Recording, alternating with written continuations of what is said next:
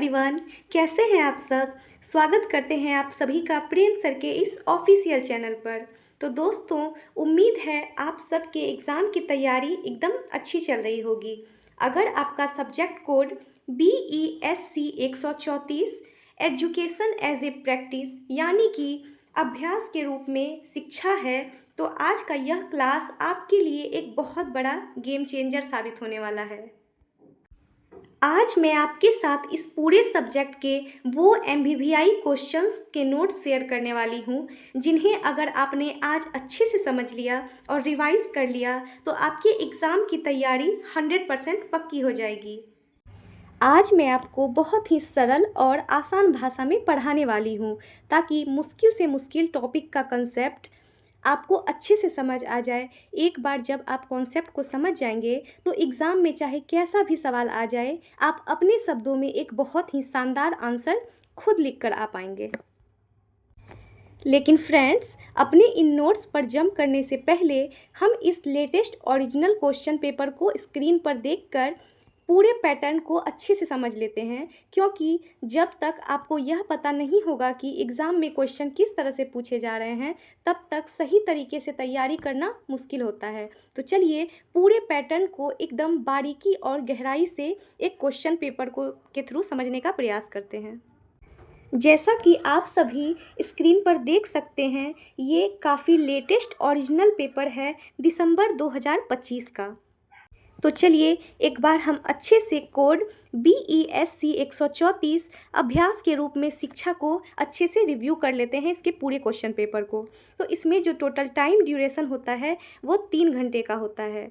तो आपको टोटल कितने समय मिलेंगे एग्ज़ाम में? 3 घंटे के। और इसके टोटल मार्क्स होंगे 100, यानी कि 100 मार्क्स में आपको 3 घंटे का समय मिलता है। अगर हम कुल सवालों की बात करें तो इस पूरे सेक्शन में, इस पूरे क्वेश्चन पेपर में टोटल 15 क्वेश्चन देखने को मिलेंगे। लेकिन स्टूडेंट्स, इग्नू ने आपको यहाँ इतनी बेहतरीन चॉइस दी है कि इन 15 में से आपको सिर्फ 8 सवालों के ही जवाब देने हैं, यानी कि सीधे सीधे आधे क्वेश्चन की चॉइस मिल रही है। यहाँ आपके लिए एग्ज़ाम में अच्छे नंबर लाने का एक सुनहरा मौका है।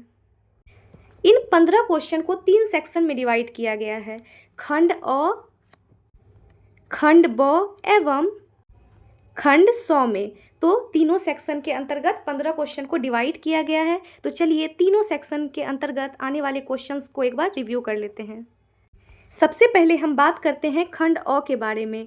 तो खंड अ के अंतर्गत इस निर्देशों के अंतर्गत हम देखते हैं कि इस सेक्शन में आपको कुल 4 बड़े प्रश्न दिए जाते हैं, जिनमें से केवल आपको 2 ही प्रश्नों के उत्तर देने हैं। तो मतलब 4 प्रश्नों में आपको केवल 2 के उत्तर देने हैं, जिसकी शब्द सीमा 500 की रखी गई है एवं टोटल मार्क्स है 20, यानी कि एक क्वेश्चन पे आपको 20 मार्क्स मिलता है।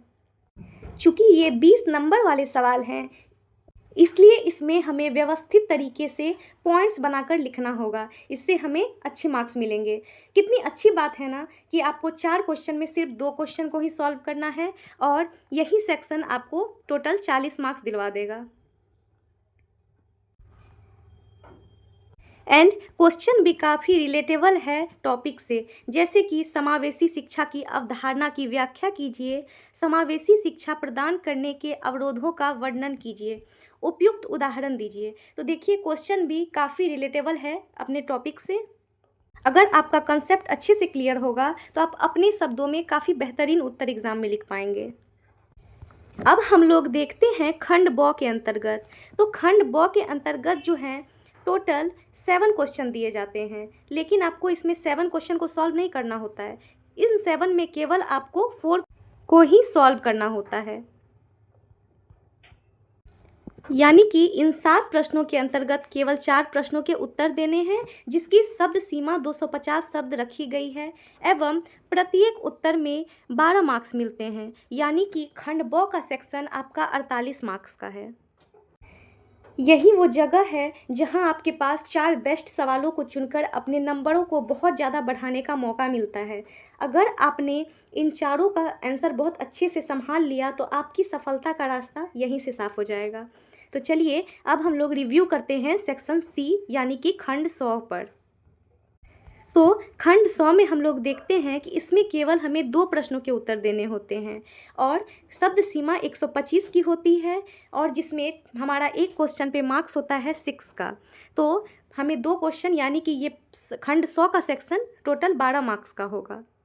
इस सेक्शन के अंतर्गत बहुत ही सीधे और छोटे अंतर वाले सवाल पूछे जाते हैं जिन्हें आप बहुत ही कम समय में आसानी से लिख सकते हैं। आप देख सकते हैं क्वेश्चन भी कितना इजी है। शैक्षणिक नवाचारों से आप क्या समझते हैं? कस्तूरबा गांधी बालिका विद्यालय यानी कि केजीबीवी का महत्व लिखिए। ये काफ़ी रिलेटेबल और आसान प्रश्न है। अगर आप इसको अच्छे से समझ लेंगे तो उत्तर लिखना काफ़ी आसान हो जाएगा।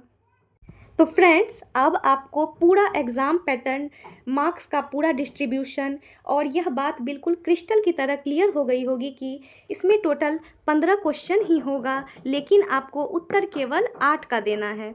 15 में से 8 का उत्तर देना है, मतलब काफ़ी अच्छी चॉइस मिल रही है। तो अब हमने क्वेश्चन पेपर्स के पैटर्न को अच्छे से समझ लिया है।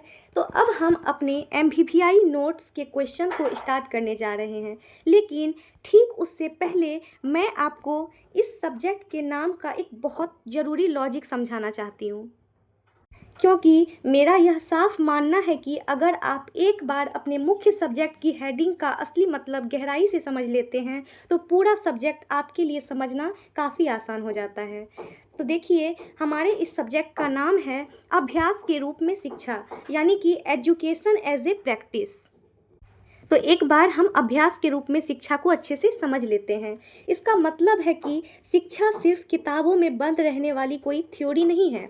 जब हम शिक्षा को अपनी असल ज़िंदगी में, स्कूलों में, क्लासरूम में, सरकार के द्वारा बनाई गई नीतियों यानी कि पॉलिसीज़ में और नए नए अनुसंधानों यानी कि रिसर्चेस के जरिए समाज में सच में लागू करते हैं, उसका प्रैक्टिकल इस्तेमाल करते हैं, तो वो प्रैक्टिस यानी कि अभ्यास बनता है। और आपके प्रीवियस ईयर क्वेश्चन पेपर में जितने भी सवाल घूम रहे हैं और आने वाले हैं, वे सब इसी एक हेडिंग से जुड़े हैं। जब आप इस कोर लॉजिक को एक बार अच्छे से अपने दिमाग में फिट करके मेरे नोट्स को पढ़ेंगे तो एग्ज़ाम हॉल में बैठते ही आपको कोई भी आंसर रटना नहीं पड़ेगा और आप बहुत ही आसानी से अपने तरीके से एक बेहतरीन आंसर खुद लिख कर आएंगे और आपको बहुत अच्छे मार्क्स मिलेंगे। तो चलिए, बिना किसी देरी के हम अपने आज के सेशन को स्टार्ट करते हैं। Let's start.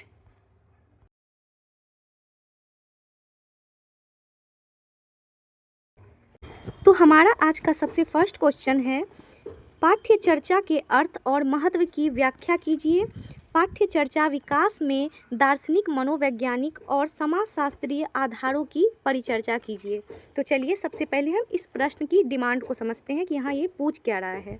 यह सवाल हमसे 2 मुख्य बातें बिल्कुल साफ साफ पूछ रहा है। पहली बात यह है कि जो पाठ्य चर्चा शब्द है, इसका असली और गहरा मतलब क्या होता है और हमारे स्कूलों में इसका असली ज़रूरत क्यों है। दूसरी बात यह कि जब बड़े बड़े विद्वान बैठकर बच्चों के लिए इस पाठ्य चर्चा को तैयार करते हैं तो उस समय उनके पीछे उनकी सोच यानी कि दर्शन, बच्चों का दिमाग यानी मनोविज्ञान और हमारा अपना समाज, इन तीनों का क्या असर होता है। तो चलिए, अब हम आसान शब्दों में इसके आंसर को समझने का प्रयास करते हैं।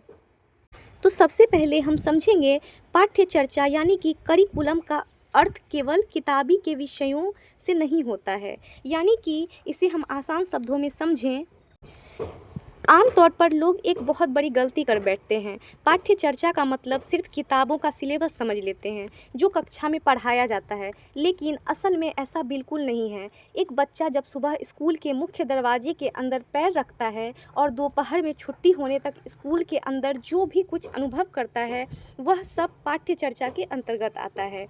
इसमें सुबह की प्रार्थना, क्लास की पढ़ाई, मैदान का खेल कूद, नैतिक शिक्षा, सांस्कृतिक कार्यक्रम, लैब के प्रैक्टिकल और दोस्तों व शिक्षकों से बातचीत, ये सभी चीज़ें शामिल होती है। इसका मुख्य उद्देश्य बच्चों का सर्वांगीण विकास करना होता है।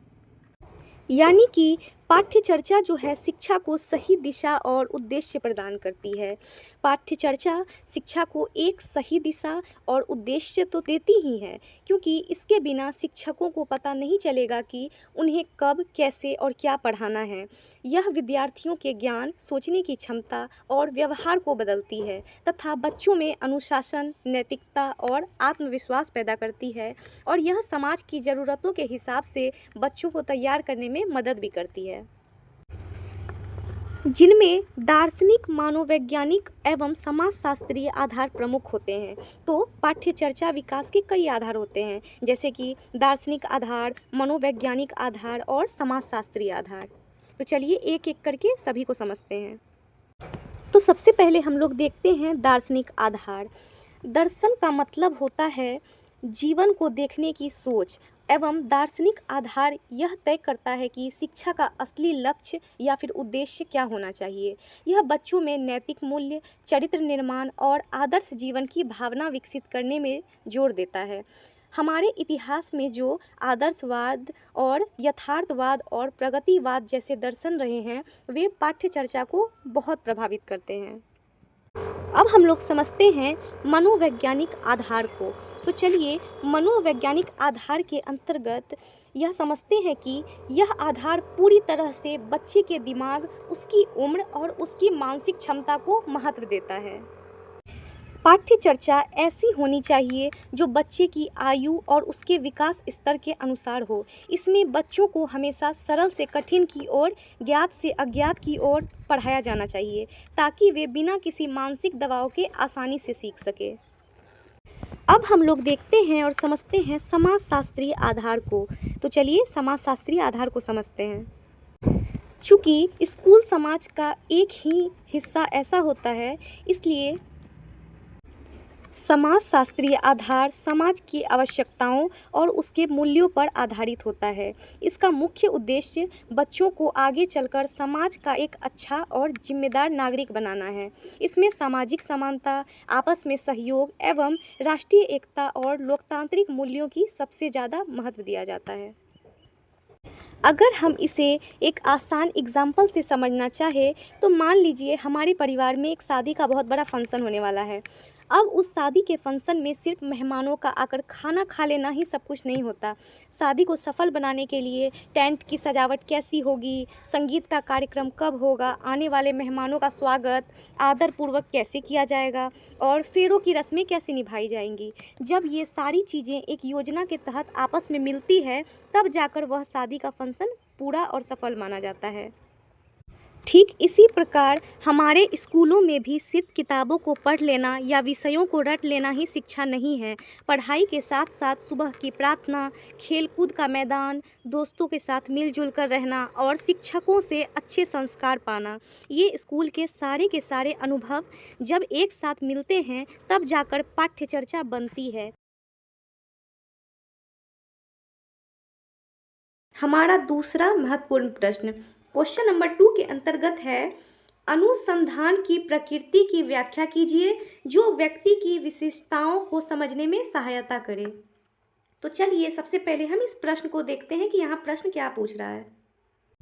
यह सवाल पूछ रहा है कि अनुसंधान यानी कि रिसर्च का तरीका या उसके स्वभाव कैसा होता है, जिससे हम किसी भी एक सिंगल व्यक्ति या बच्चों की खासियतों को, उसके व्यवहार, उसकी अच्छाइयों या उसकी कमियों को गहराई से समझ सकें। तो हम लोग सबसे पहले समझते हैं कि अनुसंधान क्या होता है। अनुसंधान का अर्थ किसी भी विषय की गहराई से अध्ययन करके सही और प्रमाणित ज्ञान प्राप्त करना होता है। शिक्षा के क्षेत्र में अनुसंधान का बहुत बड़ा महत्व है, क्योंकि इसके माध्यम से ही हम विद्यार्थियों की रुचि, उनकी बुद्धि, उनकी क्षमता और उनका व्यवहार तथा उनके सीखने की अनूठी शैली को समझ सकते हैं। चूँकि दुनिया में प्रत्येक व्यक्ति या प्रत्येक बच्चा एक दूसरे से भिन्न होता है, इसलिए उसकी व्यक्तिगत विशेषताओं को समझने के लिए अनुसंधान बहुत आवश्यक है। यानी कि अनुसंधान से, रिसर्च से हम अच्छे से बच्चों को गहराई से रिसर्च कर सकते हैं, उस पर डीपली एनालाइज कर सकते हैं। अनुसंधान की जो प्रकृति होती है वो वैज्ञानिक होती है। इसमें तथ्यों को व्यवस्थित रूप से एकत्र किया जाता है और उनका विश्लेषण करके निष्कर्ष निकाला जाता है। यानी कि अनुसंधान की प्रकृति पूरी तरह वैज्ञानिक होती है। इसमें तथ्यों को बहुत ही व्यवस्थित और क्रमबद्ध रूप से एकत्र किया जाता है, फिर उनका विश्लेषण करके निष्कर्ष निकाला जाता है। यह किसी भी तरह के अनुमान, तुक्के या कल्पना पर आधारित नहीं होता, बल्कि वास्तविक जानकारी और पक्के प्रमाणों पर आधारित होता है। अब हम लोग समझते हैं अनुसंधान की एक प्रमुख विशेषता वस्तुनिष्ठता को, यानी कि ऑब्जेक्टिविटी को। क्या होता है ऑब्जेक्टिविटी के अंतर्गत? अनुसंधान की एक सबसे बड़ी विशेषता वस्तुनिष्ठता होती है। इसका मतलब यह होता है कि अनुसंधान करते समय शोधकर्ता अपनी खुद की पसंद, नापसंद और अपने व्यक्तिगत पक्षपात या फिर अपनी भावनाओं के बीच में नहीं लाता। यानी कि इससे व्यक्ति की बिल्कुल वास्तविक स्थिति को समझने में सहायता मिलती है। जैसे किसी विद्यार्थी की कमजोरियों, रुचियों और सीखने की कठिनाइयों का पता अनुसंधान द्वारा लगाया जा सकता है। अनुसंधान की प्रकृति तार्किक, क्रमबद्ध और समस्या समाधान पर आधारित होती है।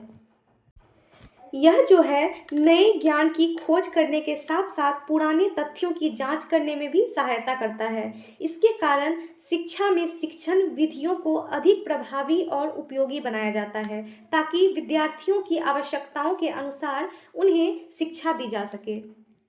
अगर हम इसे एक एग्जाम्पल के थ्रू समझें तो जैसे कि एक डॉक्टर के पास कोई पेशेंट आता है, तो जो बीमार है, डॉक्टर अपनी मर्जी से अंदाजे से कोई भी दवा देने के बजाय सबसे पहले उस मरीज का, यानी कि उस पेशेंट का ब्लड टेस्ट करता है या फिर एक्सरे करता है या फिर सीटी स्कैन करवाता है, ताकि बीमारी की सही वजह का पता कर सके।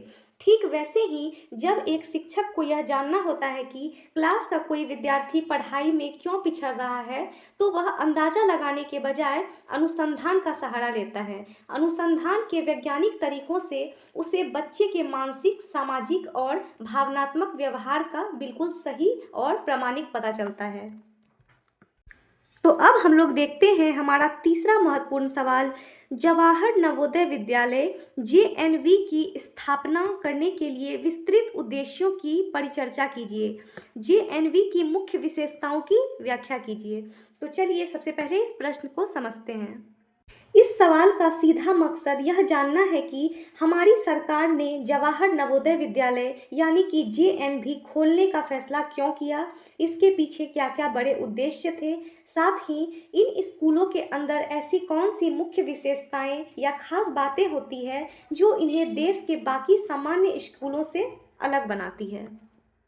तो हम लोग सबसे पहले जवाहर नवोदय विद्यालय जेएनवी की स्थापना की पृष्ठभूमि को देखते हैं। तो चलिए समझते हैं। जवाहर नवोदय विद्यालय की स्थापना राष्ट्रीय शिक्षा नीति 1986 के अंतर्गत की गई थी। किसके अंतर्गत? 1986 के अंतर्गत इसकी स्थापना की गई थी। इसका मुख्य उद्देश्य हमारे ग्रामीण क्षेत्रों के उन होनहार, मेधावी और प्रतिभाशाली विद्यार्थियों को आगे बढ़ाना है जिन्हें सुविधाएं नहीं मिल पाती। ये विद्यालय पूरी तरह से भारत सरकार द्वारा संचालित होते हैं और नवोदय विद्यालय समिति इनके प्रबंधन का कार्य संभालती है। अब हम लोग देखते हैं जवाहर नवोदय विद्यालय की स्थापना के कुछ उद्देश्यों को। तो चलिए एक एक करके सभी उद्देश्य को समझते हैं। जेएनवी का मुख्य उद्देश्य ग्रामीण प्रतिभागियों को आगे बढ़ने का समान अवसर देना है, जिसमें कि हमारा पहला उद्देश्य है ग्रामीण क्षेत्रों के प्रतिभाशाली विद्यार्थियों को अच्छी शिक्षा प्रदान करना। यानी कि ग्रामीण क्षेत्रों के जो प्रतिभाशाली विद्यार्थियों हैं उन्हें ढूंढकर उन्हें बहुत अच्छे ही गुणवत्ता वाली अच्छी शिक्षा प्रदान करना है। और हमारा दूसरा विशेषता है आर्थिक रूप से कमजोर परिवारों के बच्चों को भी समाज में आगे बढ़ने का समान अवसर देना, ताकि पैसे की कमी उनकी पढ़ाई में बाधा ना बन सके। तीसरी आवश्यकता के अंतर्गत हम देखें तो विद्यार्थियों का केवल किताबी विकास न करके उनका सर्वांगीण यानी कि शारीरिक, मानसिक और सांस्कृतिक विकास करना, यानी कि सर्वांगीण विकास करना होता है।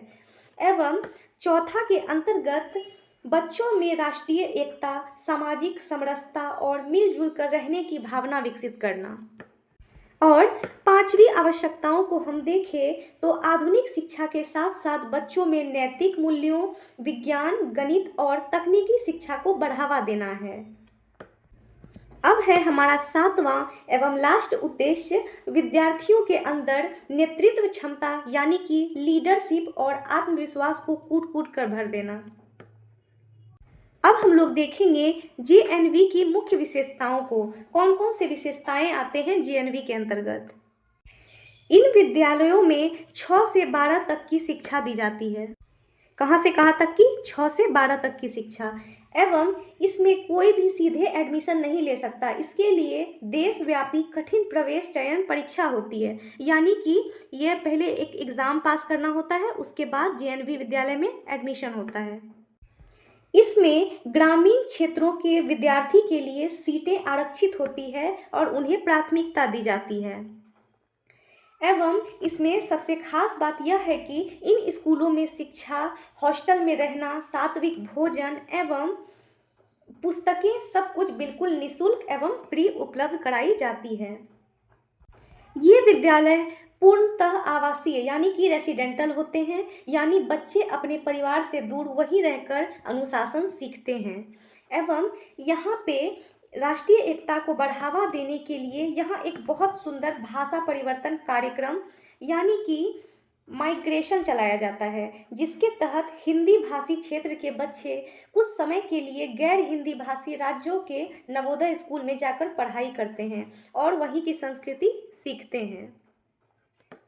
इसके अंतर्गत विद्यार्थियों के शारीरिक, मानसिक और सांस्कृतिक विकास पर भी ध्यान दिया जाता है। अगर इस प्रश्न को हम एक उदाहरण के तहत समझना चाहें तो मान लेते हैं हमारे ग्रामीण इलाकों में कोई ऐसा बच्चा है जो दौड़ने या खेलकूद में गॉड गिफ्टेड है, यानी कि उसमें बहुत हुनर है, लेकिन उसके माता पिता बहुत गरीब हैं या उसे आगे नहीं भेज सकते। इसमें क्या होता है कि कोई बहुत बड़ी नेशनल स्पोर्ट्स एकेडमी आए और उस बच्चे का टेस्ट ले, उसे अपने पास हॉस्टल में मुफ्त रखे, उसका खाना पीना और कोचिंग का पूरा खर्चा उठाए और उसे ओलंपिक के लिए तैयार करे। ठीक इसी तरह हमारे देश में जवाहर नवोदय विद्यालय करते हैं। वे गांव के उन गरीब लेकिन गजब के बुद्धिमान बच्चों को अपनी परीक्षा के जरिए चुनते हैं और उन्हें मुफ्त में वर्ल्ड क्लास सुविधाएं और शिक्षा देकर देश के एक बेहतरीन नागरिक बनाते हैं। तो अब हम लोग आते हैं हमारे अगले महत्वपूर्ण प्रश्न, क्वेश्चन नंबर 4 पे। मौलिक अनुसंधान, अनुप्रयुक्त अल्पाइड अनुसंधान और क्रियात्मक अनुसंधान में समानताओं और भिन्नताओं में परिचर्चा कीजिए। तो इस प्रश्न के अंतर्गत रिसर्च यानी कि अनुसंधान के 3 सबसे बड़े प्रकारों के बारे में समझना है। यह हमसे पूछ रहा है कि मौलिक अनुसंधान, अनुप्रयुक्त अनुसंधान और क्रियात्मक अनुसंधान, इन तीनों में आपस में क्या मेल या फिर समानताएं हैं और ये तीनों अपने काम और क्षेत्र के हिसाब से एक दूसरे से किस तरह अलग हैं। तो 3 अनुसंधान कौन कौन से हैं? मौलिक अनुसंधान, अनुप्रयुक्त अनुसंधान और क्रियात्मक अनुसंधान। तो हम लोग सबसे पहले अब जानेंगे मौलिक अनुसंधान, बेसिक रिसर्च के बारे में। तो चलिए समझते हैं मौलिक अनुसंधान को। इसका मुख्य उद्देश्य एक नए ज्ञान, नए सत्यों और नए सिद्धांतों की खोज करना होता है। यह किसी भी समस्या के बिल्कुल मूल कारणों को समझने के लिए किया जाता है।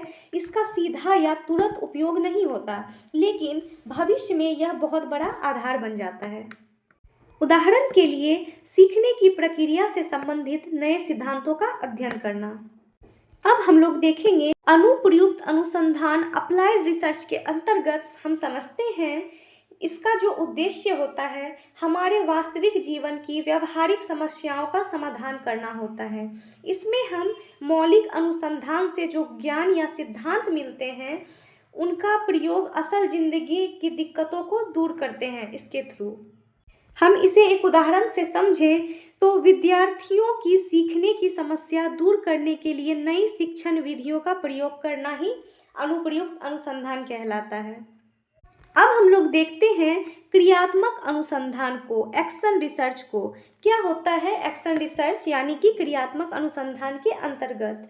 यह किसी भी स्थानीय क्षेत्र में तुरंत सामने आई समस्या के तत्काल समाधान के लिए किया जाता है। यह अनुसंधान किसी बड़े वैज्ञानिक द्वारा नहीं, बल्कि खुद शिक्षक या फिर स्कूल के कर्मचारियों द्वारा अपने रोजमर्रा के काम में आने वाली रुकावटों को दूर करने के लिए तुरंत किया जाता है। जैसे कि कक्षा में विद्यार्थियों की कम संख्या यानी कि कम उपस्थिति होने की समस्या का समाधान करना।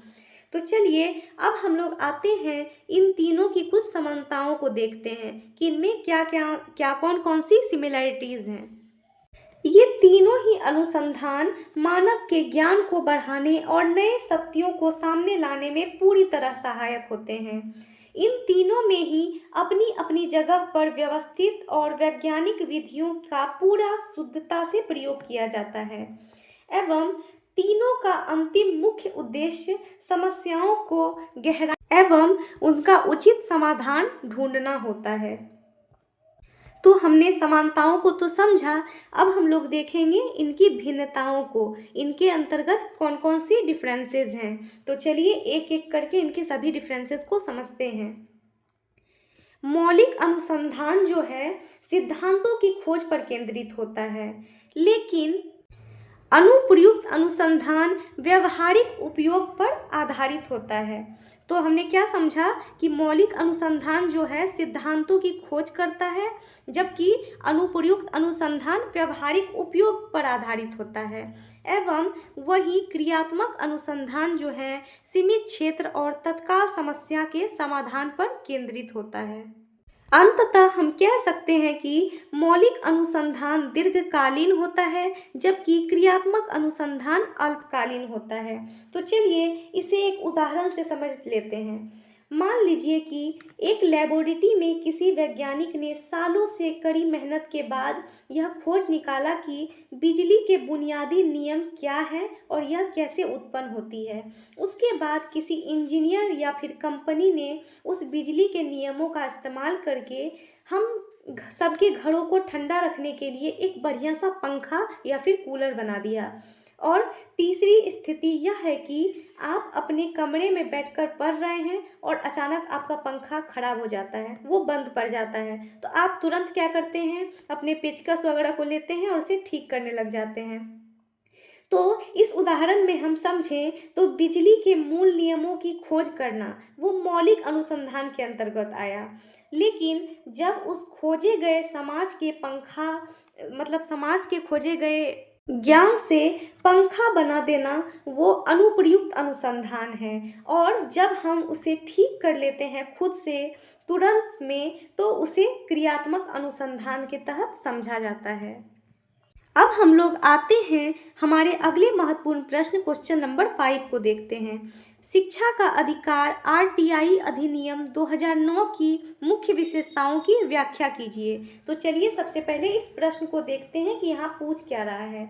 यह सवाल देश के एक बहुत ही ऐतिहासिक कानून के बारे में यह जानना चाहता है कि शिक्षा का अधिकार अधिनियम 2009 आरटीई एक्ट के तहत भारत के बच्चों को शिक्षा के क्षेत्र में कौन से बड़े अधिकार, नियम और सुविधाएं कानूनी तौर पर दी गई है। तो चलिए इसके उत्तर को देखते हैं। आरटीई एक्ट के कुछ विशेषताओं को और उनके बारे में समझते हैं। तो सबसे पहले हमने देखा कि शिक्षा का अधिकार अधिनियम 2009 ये जो है भारत सरकार द्वारा देश के बच्चों को शिक्षा का एक मजबूत कानूनी अधिकार देने के लिए बनाया गया था। यह अधिनियम पूरे देश में 1 अप्रैल 2010 से लागू हुआ था। कब लागू हुआ था यह अधिनियम? 1 अप्रैल 2010 से। और इसका सबसे बड़ा मुख्य उद्देश्य यह था कि देश का कोई भी बच्चा शिक्षा से वंचित ना रहे। तो अब हम लोग समझते हैं आरटीआई अधिनियम 2009 की कुछ मुख्य विशेषताओं को। तो चलिए एक एक करके सभी विशेषताओं को देखते हैं। इसके अंतर्गत हम लोग देखते हैं कि सबसे पहला है मुफ्त और अनिवार्य शिक्षा, जिसके अंतर्गत 6 से लेकर 14 वर्ष तक के सभी बच्चों को उनके घर के पास वाले विद्यालय में बिल्कुल निःशुल्क और अनिवार्य शिक्षा का अधिकार दिया गया है। एवं किसी भी बच्चे से प्रवेश के समय शुल्क या फिर दान नहीं लिया जाएगा। एवं वही देखें तो बच्चों को निकट के विद्यालय में प्रवेश देने की व्यवस्था भी की गई है। जितने भी निजी प्राइवेट विद्यालय हैं उनमें आर्थिक रूप से कमजोर और पिछड़े वर्ग के बच्चों के लिए 25% सीट आरक्षित यानी कि रिजर्व रखना कानूनन जरूरी कर दिया गया है। मतलब कि ये 25% सीट जो है वह आर्थिक रूप से कमजोर वर्ग के बच्चों के लिए फिक्स रहेगा, इसे चेंज नहीं किया जा सकता। बच्चों को पढ़ाई के प्रति तनाव मुक्त रखने के लिए यह व्यवस्था की गई है कि किसी भी बच्चे को 8वीं तक फेल करके उसी क्लास में रोका नहीं जाएगा और ना ही स्कूल से निकाला जाएगा। यानी कि किसी भी बच्चे को कक्षा 8 तक फेल या विद्यालय से बाहर नहीं किया जाएगा। वहीं योग्य और प्रशिक्षित शिक्षकों को देखें तो इसके अंतर्गत स्कूलों में केवल उन्हीं शिक्षकों को रखा जाएगा जो पूरी तरह से योग्य और सरकार द्वारा प्रशिक्षित यानी कि ट्रेंड होंगे। एवं शारीरिक और मानसिक दंड के तौर पर स्कूलों में बच्चों को डंडे से मारना, पीटना या फिर मुर्गा बनाना या फिर मानसिक रूप से डांटना और प्रताड़ित करना पूरी तरह से प्रतिबंधित है। विद्यालयों में आवश्यक सुविधाएं भी हैं जैसे कि शौचालय, पीने का पानी, पुस्तकालय और खेल की व्यवस्था अनिवार्य की गई है। इसे एक उदाहरण के तहत समझें, जैसे हमारे देश में सरकार राशन कार्ड के जरिए हर नागरिक को यह कानूनी अधिकार देती है कि वे अपना हक का सरकारी अनाज ले सकते हैं और कोई भी कोटेदार उन्हें मना नहीं कर सकता। ठीक उसी प्रकार बिल्कुल आरटीआई कानून ने देश के हर बच्चे को पढ़ाई का एक सरकारी और कानूनी पास दे दिया है। अब कोई भी स्कूल वाला किसी भी गरीब बच्चों को एडमिशन देने से या फिर पढ़ाई से मना नहीं कर सकता है। अब आते हैं हम हमारे अगले महत्वपूर्ण प्रश्न क्वेश्चन नंबर 6 को देखते हैं। शिक्षा की योजनाओं और नीतियों के मूल्यांकन करने के मुख्य प्रयोजन पर विशेष बल दीजिए। तो इस प्रश्न का अर्थ है कि सरकार शिक्षा के स्तर को ऊपर उठाने के लिए जो समय समय पर बड़ी बड़ी योजनाएं, कानून या नीतियां बनाती है उनका समय समय पर मूल्यांकन यानी कि बहुत ही बारीकी से जांच परख करना क्यों जरूरी होता है, इसके पीछे असली मकसद क्या है। तो चलिए इस प्रश्न के उत्तर को समझते हैं। तो चलिए सबसे पहले इसके अंतर्गत मूल्यांकन के कुछ बुनियादी अर्थों को समझते हैं। शिक्षा के क्षेत्र में योजनाएं तो बहुत बनती है जैसे कि सर्व शिक्षा अभियान या नई शिक्षा नीति, लेकिन केवल योजनाएं बना देना ही काफ़ी नहीं होता। मूल्यांकन यह जानने की एक प्रक्रिया है कि योजनाएं जमीन पर कितनी सफल हो रही है। तो हम शिक्षा की योजनाओं और नीतियों के मूल्यांकन का पहला उद्देश्य देखें तो मूल्यांकन का सबसे पहला मकसद यह देखना है कि योजना को बनाते समय जो लक्ष्य तय किए गए थे वे पूरे हुए भी हैं या नहीं हुए हैं। इससे पता चलता है कि इसका बच्चों और शिक्षकों पर क्या वास्तविक असर पड़ा है। वहीं मूल्यांकन का दूसरा मुख्य महत्वपूर्ण उद्देश्य है कोई भी नीति यानी कागजों पर जितनी भी सुंदर लगे, जब वह गांव, कस्बों, स्कूलों में लागू नहीं होती है तो कई व्यावहारिक समस्याएं आती है। मूल्यांकन से इन कमियों के सही कारणों का पता चलता है ताकि भविष्य में उन्हें सुधारा जा सके। उदाहरण के लिए यदि किसी योजना का लाभ सभी विद्यार्थी तक नहीं पहुंच रहा है तो उसके कारणों का पता लगाया जा सकता है। अब हम लोग समझते हैं इसके अंतर्गत बजट और संसाधनों का सही उपयोग। जनता का टैक्स का जो करोड़ों रुपया शिक्षा की योजनाओं में लगाया जाता है उसकी सही इस्तेमाल हो रहा है या बर्बाद हो रहा है, यह बात मूल्यांकन से ही पारदर्शी हो पाता है। एवं इससे पूरी शिक्षा प्रणाली, स्कूल और शिक्षा विभाग अधिक पारदर्शी और अपनी जिम्मेदारी के प्रति उत्तरदायी बनते हैं। तो इसे हम एक उदाहरण के जरिए समझने का प्रयास करते हैं। जैसे कि हमारे घर में कोई बहुत बड़ा उत्सव है और हलवाई रसोई में सब्जी या फिर दाल बना रहा है। वह सब्जी को पूरी तरह से मेहमानों की थाली में परोसने से पहले खुद एक छोटी कटोरी में लेकर थोड़ा सा टेस्ट करके देखता है, ताकि उसमें नमक मिर्च कम ज़्यादा ना हो या फिर उसे तुरंत सुधारा जा सके। ठीक इसी प्रकार सरकार की शिक्षा नीतियों का मूल्यांकन भी बिल्कुल हलवाई द्वारा सब्जी चखने जैसा ही है। योजनाओं को पूरे देश के बच्चों पर हमेशा के लिए चलाने से पहले बीच बीच में उसकी जांच की जाती है, ताकि उसमें रह गई कमियों को समय रहते ठीक किया जा सके और बच्चों का भविष्य खराब ना हो। तो अब हम लोग आते हैं हमारे अगले महत्वपूर्ण प्रश्न, क्वेश्चन नंबर 7 को देखते हैं। शैक्षणिक कार्य प्रणालियों में सुधार के लिए केस अध्ययन यानी कि केस स्टडी एक प्रभावी शोध पद्धति हो सकती है। उदाहरण द्वारा इस कथन की पुष्टि कीजिए। तो चलिए इस प्रश्न के उत्तर को समझते हैं। तो सबसे पहले हम यह देख लेते हैं कि इस क्वेश्चन में पूछा क्या जा रहा है। इस प्रश्न में यह साबित करने के लिए कहा जा रहा है कि अगर हम अपने स्कूल की पढ़ाई लिखाई या किसी बच्चे के व्यवहार में कोई बहुत बड़ा बदलाव यानी कि सकारात्मक सुधार लाना है, तो उसके लिए केस अध्ययन यानी कि किसी इकाई की गहराई से जांच करने का तरीका क्यों सबसे ज़्यादा असरदार और कारगर साबित होता है। तो चलिए इस प्रश्न के उत्तर को देखते हैं। केस अध्ययन यह जो है अनुसंधान की एक ऐसी अनूठी पद्धति है जिसके द्वारा हम किसी एक व्यक्ति, किसी एक विशिष्ट समूह या किसी एक गहरी समस्या का बहुत गहराई से विस्तार अध्ययन कर सकते हैं। शोध पद्धति किसी काल्पनिक बात पर नहीं बल्कि स्कूल की वास्तविक परिस्थितियों पर आधारित होती है। इस पद्धति में शिक्षक या शोधकर्ता किसी बच्चे के ऊपर के व्यवहार को नहीं देखता, बल्कि उसके इतिहास, उसके पारिवारिक बैकग्राउंड और उसकी मानसिक स्थिति को पूरी गहराई से देखता है।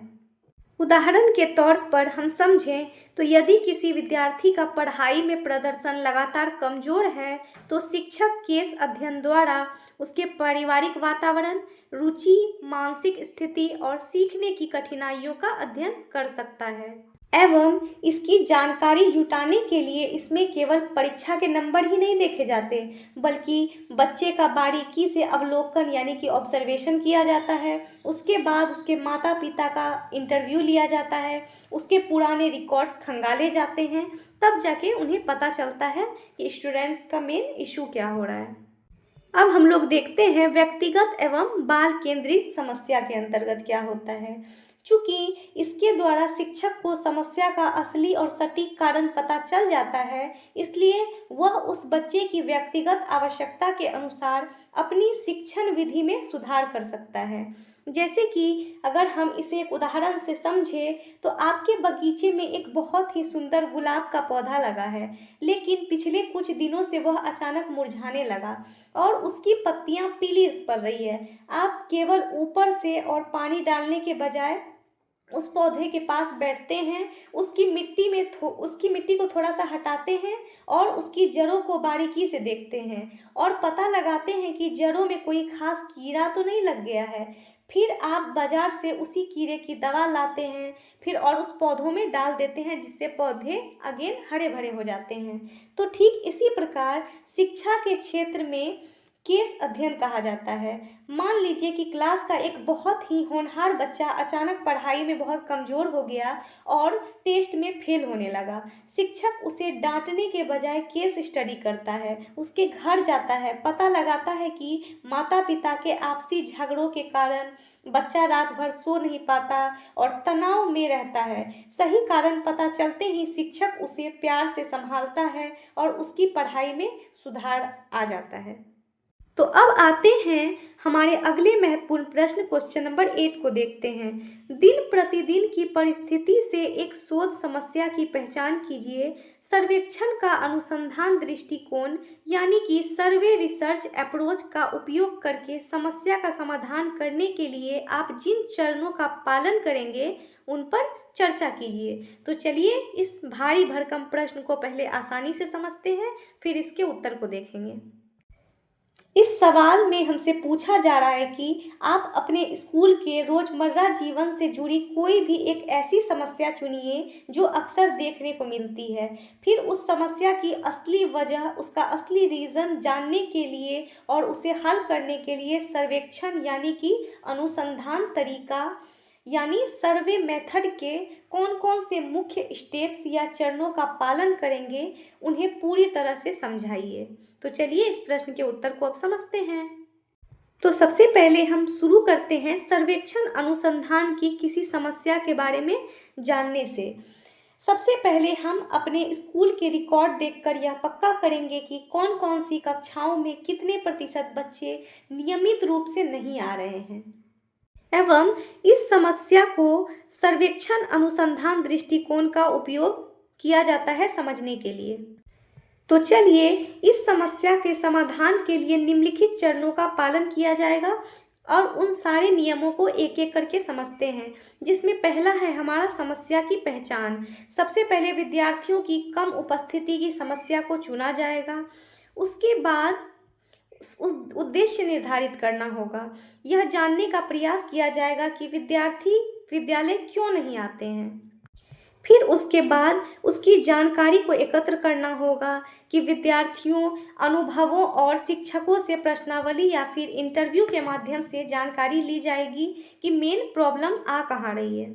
यानी कि इस चरण में हम जानकारी जुटाने के लिए एक सुंदर सी प्रश्नावली तैयार करेंगे। हम बहुत से अनुपस्थित रहने वाले बच्चों, उनके माता पिता और उनके मोहल्लों के लोगों से मिलकर इंटरव्यू लेकर जानकारी इकट्ठा करेंगे।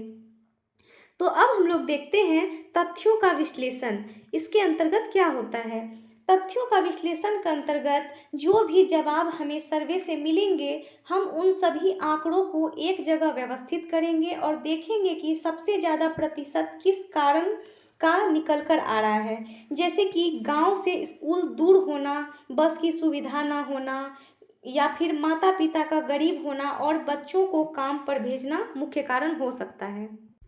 तो हम लोग समाधान प्रस्तुत करना के अंतर्गत समझेंगे कि जब हमें कारणों का बिल्कुल सटीक पता चल जाएगा, उसके बाद हम स्कूल मैनेजमेंट और सरकार के सामने उचित उपायों को रखेंगे, जैसे कि गरीब माता पिता की काउंसलिंग करवाना, पढ़ाई को खेल खेल में रोचक बनाना या स्कूल के लिए एक सरकारी वैन या बस की व्यवस्था करवाना।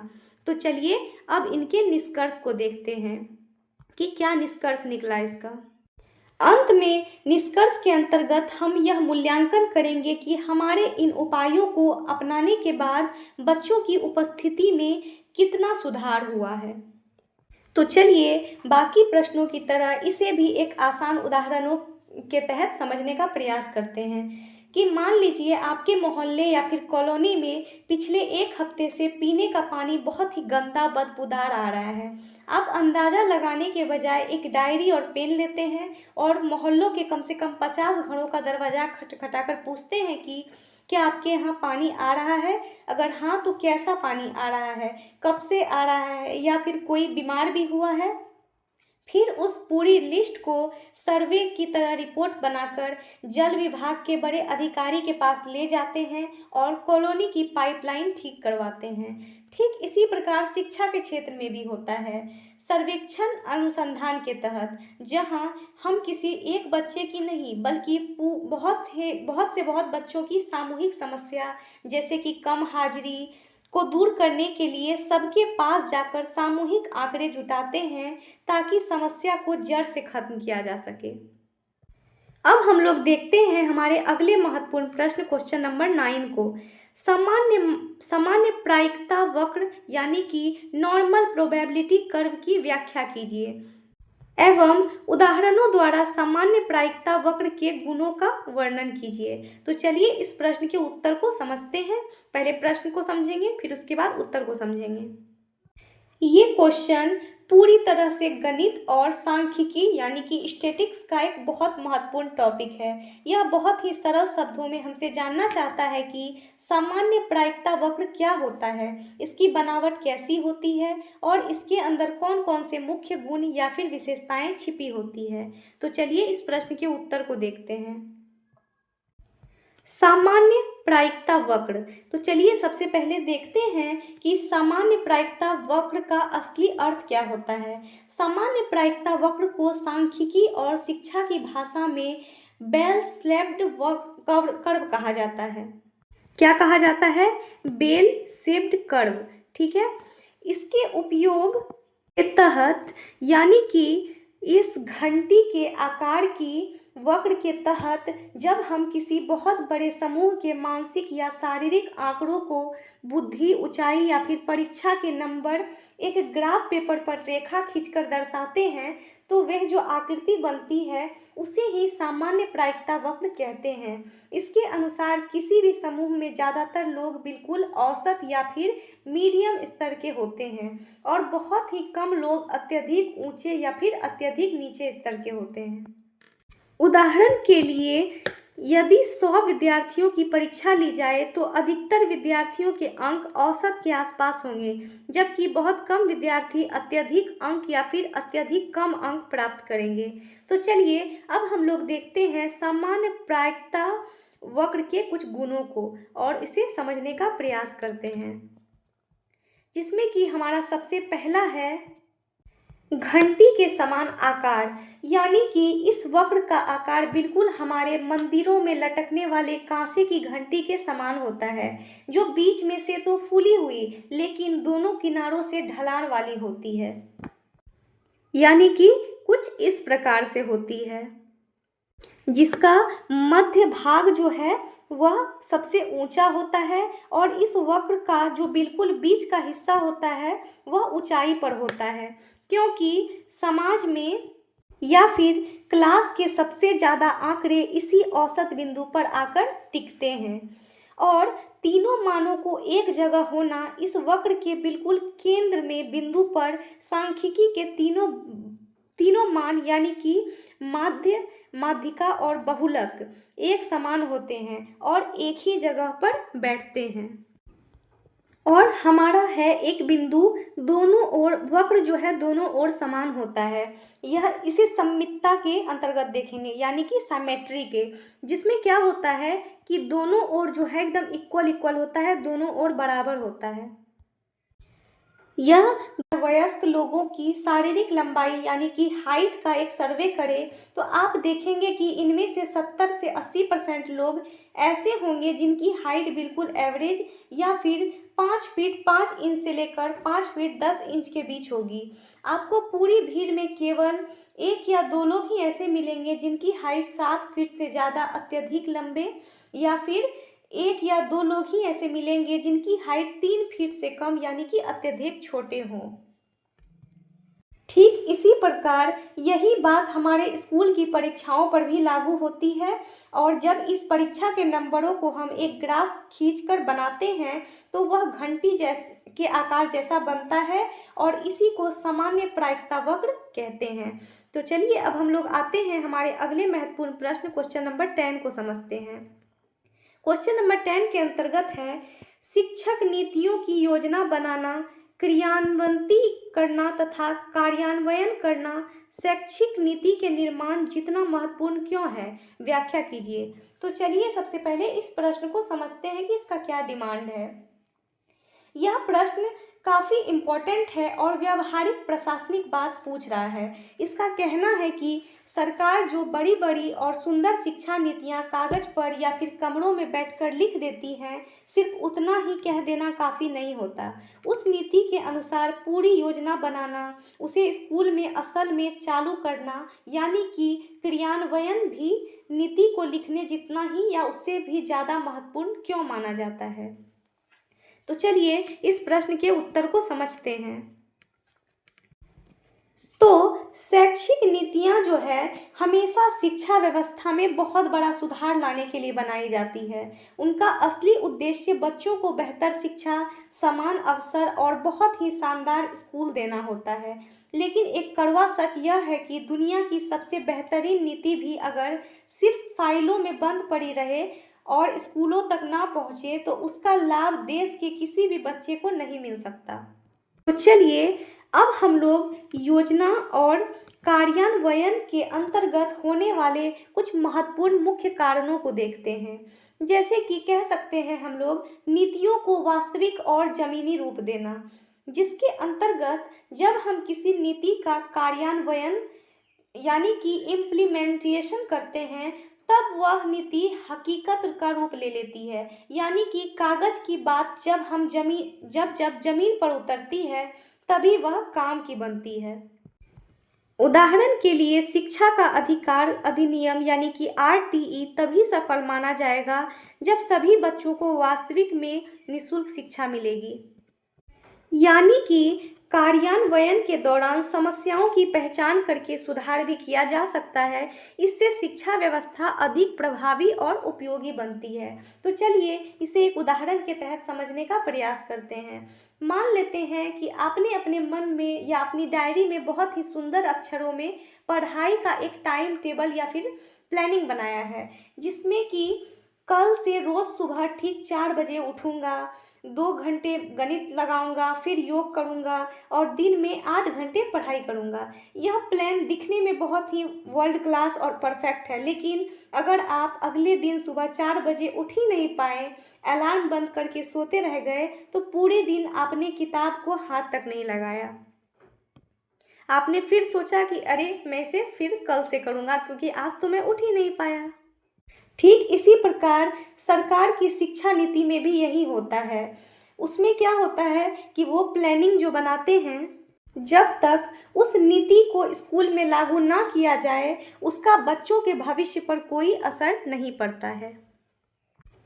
तो अब हम लोग देखते हैं हमारे अगले महत्वपूर्ण प्रश्न, क्वेश्चन नंबर 11 को समझते हैं। सामाजिक समूहों में विद्यमान विविधता के विभिन्न आयामों का वर्णन कीजिए। तो चलिए सबसे पहले इस प्रश्न को समझने का प्रयास करते हैं। यह सवाल हमारे प्यारे भारत देश के सामाजिक ताने बाने से जुड़ा है। यह हमसे यह जानना चाहता है कि हमारे समाज में जो लोग अलग से सामाजिक समूह या लोग रहते हैं उनके बीच किस किस प्रकार के अंतर, विशेषताएं या फिर विविधता के आयाम यानी कि डाइवर्सिटी के रूप पाए जाते हैं। तो चलिए इस प्रश्न के अंतर्गत हम इन सभी को समझने का प्रयास करते हैं। सामाजिक विविधता यानी कि सामाजिक विविधता का अर्थ क्या होता है, हम पहले इसे समझ लेते हैं। विविधता का सीधा सा मतलब है लोगों के बीच पाए जाने वाले अलग अलग प्रकार के अंतर, जैसे कि उनकी भाषा, संस्कृति, धर्म, जाति, ये सब के तहत पाए जाते हैं। भारत एक ऐसा अनूठा देश है जो पूरी दुनिया में अपनी सामाजिक विविधता के लिए ही जाना जाता है। यह विविधता हमारे समाज को कमज़ोर नहीं करती बल्कि उसे बहुत समृद्ध और बहुआयामी बनाती है। तो अब हम लोग सामाजिक समूहों में विविधता के कई आयामों को देखते हैं, जिसमें कि हमारा पहला है भाषाई विविधता। तो चलिए सबसे पहले भाषाई विविधता को समझते हैं। भारत में कहा जाता है कि कोस कोस पर पानी बदले और 4 कोस पर बानी, यानी हम समाज के अलग अलग समूहों द्वारा हिंदी, बंगाली, तमिल, तेलुगु, पंजाबी, उर्दू और ढेरों क्षेत्रीय भाषाएं बोली जाती है।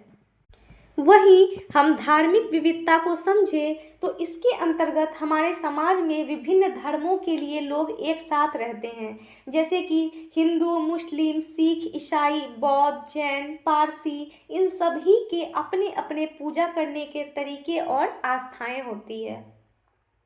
और सांस्कृतिक विविधता के अंतर्गत भारत में इसमें लोगों का रहन सहन, उनके खान पान और उनके लोक नृत्य, उनके पारंपरिक त्योहार जैसे कि दिवाली, ईद, पोंगल, लोहड़ी और उनके पहनावे का अंतर शामिल होता है। एवं अब हम लोग देखते हैं जातीय विविधता के अंतर्गत क्या होता है। जातीय विविधता के अंतर्गत भारतीय समाज के अनेक जातियों और जनजातियों के समूहों में बटा हुआ, जिनकी अपनी अपनी सामाजिक परंपराएं और रीति रिवाज होते हैं। यानी कि अकॉर्डिंग टू कास्ट बहुत डिफरेंट डिफरेंट सबके रूल्स होते हैं, रेगुलेशन होते हैं। वो अपने अपने रूल्स को अपने बनाए गए रूल्स के अकॉर्डिंग फॉलो ही करते हैं। ठीक है, तो अब हम लोग आते हैं आर्थिक विविधता को समझते हैं। तो आर्थिक विविधता के अंतर्गत समाज में समूहों में पैसों या संपत्ति का भी बहुत बड़ा अंतर होता है। कुछ समूह आर्थिक रूप से बहुत संपन्न और अमीर होते हैं, कुछ मध्यम वर्ग के होते हैं, तो कुछ बहुत गरीब और वंचित होते हैं। यानी कि उनकी आर्थिक विविधता अलग अलग होती है। तो अब हम लोग आते हैं लैंगिक विविधता को, और लैंगिक विविधता को भी समझते हैं। इसमें समाज के अंदर स्त्री, पुरुष और अन्य लिंग यानी कि थर्ड जेंडर के सामाजिक समूह शामिल होते हैं, जिनकी अपनी अपनी भूमिकाएं होती है। अंततः शिक्षा के माध्यम से ही बच्चों को इन सभी सामाजिक विविधताओं का आदर और सम्मान करना सिखाया जाता है, ताकि समाज में सामाजिक समरसता, सहयोग और राष्ट्रीय एकता की भावना मजबूत हो सके। तो चलिए इसे भी हम एक उदाहरण के थ्रू समझने का प्रयास करते हैं। मान लेते हैं कि हमारे पास एक बहुत ही सुंदर गुलदस्ता है, यानी कि बुके है। अगर उस पूरे गुलदस्ते में केवल एक ही रंग और एक ही प्रकार के लाल गुलाब का फूल बहुत भर भर दिया जाए तो वह दिखने में ठीक ठाक लगेगा। लेकिन अगर उसी गुलदस्ते में लाल गुलाब के साथ पीला गेंदा, सफ़ेद चमेली या फिर बैगनी लिली, हरी पत्तियां सजा दी जाए तो उस गुलदस्ते की खूबसूरती और उसकी खुशबू कई गुना बढ़ जाएगी। ठीक इसी प्रकार हमारा भारतीय समाज भी ठीक इसी प्रकार होता है, एक खुशबूदार गुलदस्ता के जैसा। यहाँ अलग अलग भाषा, जाति, धर्म और संस्कृति के लोग अलग अलग होते हैं, बट वे सब मिलकर एक देश में बहुत ही सुंदर और मजबूत बने होते हैं, और इसी को हम सामाजिक विविधता के आयाम के तहत समझते हैं। अब आते हैं हमारे अगले महत्वपूर्ण प्रश्न, क्वेश्चन नंबर 12 को समझते हैं। इसके अंतर्गत शिक्षा में सर्वोत्तम अभ्यास, व्यवहार, अनुप्रयोग के प्रसार के लिए विधियों और प्रयोजन की परिचर्चा कीजिए। तो चलिए इस प्रश्न को समझने का प्रयास करते हैं। शिक्षा के क्षेत्र में कुछ टीचर्स या कुछ स्कूल अपने स्तर पर बहुत ही शानदार, अनोखे और सफल तरीके इजाद करते हैं, जिससे कि कठिन से कठिन पाठ भी बच्चे चुटकियों में सीख जाते हैं। और यह सवाल हमसे पूछ रहा है कि उन बेहतरीन तरीकों जिन्हें हम सर्वोत्तम अभ्यास यानी कि बेस्ट प्रैक्टिस कहते हैं, इसको देश के बाकी सभी स्कूलों और शिक्षकों तक फैलाने के लिए कौन कौन सी विधियों का इस्तेमाल करना चाहिए, और ऐसा करने का असली प्रयोजन यानी कि इसका असली उद्देश्य क्या होगा। तो चलिए इस प्रश्न के उत्तर को समझने का प्रयास करते हैं। तो सबसे पहले हम लोग समझेंगे सर्वोत्तम अभ्यास का अर्थ क्या होता है। तो चलिए सर्वोत्तम अभ्यास के अर्थ को समझते हैं। सर्वोत्तम शैक्षणिक अभ्यास वे तरीके या फिर रणनीतियाँ या अनुप्रयोग है जो शिक्षण की प्रक्रिया को बहुत ज़्यादा प्रभावी, रोचक और उपयोगी साबित करते हैं। जब कोई स्कूल इन अच्छे अनुभवों को प्राप्त कर लेता है तो उन्हें दूसरों तक पहुंचना ही सर्वोत्तम अभ्यासों का प्रसार कहलाता है।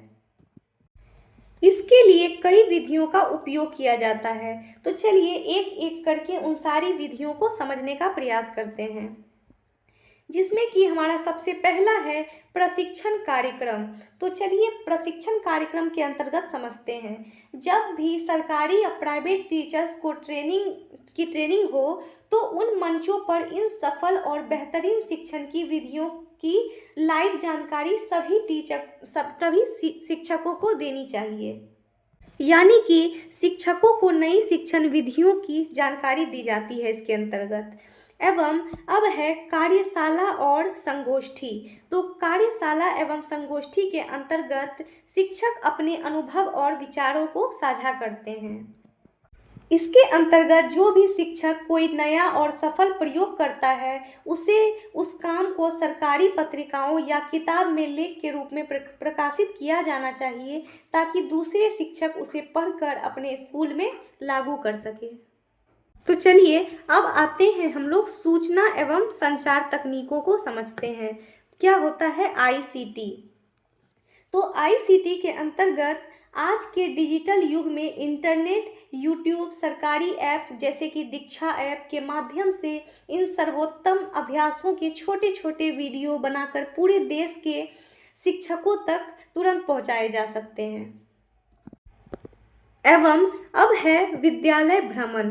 तो विद्यालय भ्रमण के अंतर्गत शिक्षक अन्य विद्यालयों के अच्छे कार्यों को देखकर सीखते हैं। इसके तहत जो है एक स्कूल के शिक्षक को उन चुनिंदा स्कूलों में घुमाने के लिए ले जाया जाता है जहां की कार्यप्रणाली बहुत ही मतलब हाई क्लास की हो, ताकि वहां लाइव देखकर टीचर सीख सके।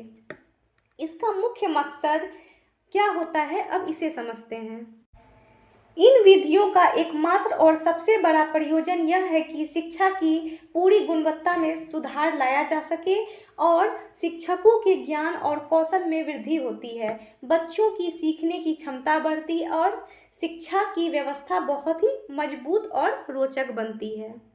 तो चलिए इसे भी एक उदाहरण के तहत समझ लेते हैं कि किसी गांव के एक बहुत ही समझदार किसान ने अपने दिमाग से खेती करने का एक ऐसा अनोखा जैविक या ऑर्गेनिक तरीका खोज निकाला जिससे उसकी फसल में कीड़ा भी नहीं लगता, पानी भी बहुत कम खर्च होता है और उसकी पैदावार सामान्य से दोगुनी हो जाती है। अब हमारा जो सरकारी कृषि विभाग है वह उस किसान के खेत पर एक छोटा सा वीडियो बनाए या उस गांव में एक बड़ी सी चौपाल यानी कि मीटिंग रखकर बाकी सभी गांवों के किसानों को बुलाए और उन्हें वह तरीका सिखाए ताकि देश के सभी किसानों का फायदा हो सके। और शिक्षा के क्षेत्र में भी इसे ही सर्वोत्तम अभ्यास का प्रसार कहा जाता है। जब किसी एक सरकारी स्कूल के टीचर ने खेल खेल में गणित सिखाने का कोई गजब का तरीका बनाया तो सरकार उसे बाकी सभी स्कूलों के टीचर्स को ट्रेनिंग के माध्यम से सिखाती है ताकि देश के लाखों बच्चों का भविष्य संवर सके और पढ़ाई आसान हो जाए। अब हम लोग आते हैं हमारे अगले महत्वपूर्ण प्रश्न क्वेश्चन नंबर 13 को देखते हैं। अक्षमता यानी कि डिसेबिलिटी को समझने के विविध उपागमों की परिचर्चा कीजिए। तो चलिए पहले इस प्रश्न को समझते हैं कि यह सवाल बहुत ही संवेदनशील और महत्वपूर्ण है। यह हमसे यह जानना चाहता है कि हमारे समाज में जो शारीरिक या मानसिक रूप से दिव्यांग जिसे कि अक्षम व्यक्ति या बच्चे होते हैं उनको देखने, समझने और उनकी समस्याओं को हल करने के प्रति दुनिया या हमारे सिस्टम के कौन कौन से अलग अलग नज़रिए यानी कि उपागम अप्रोच इस समाज में मौजूद हैं।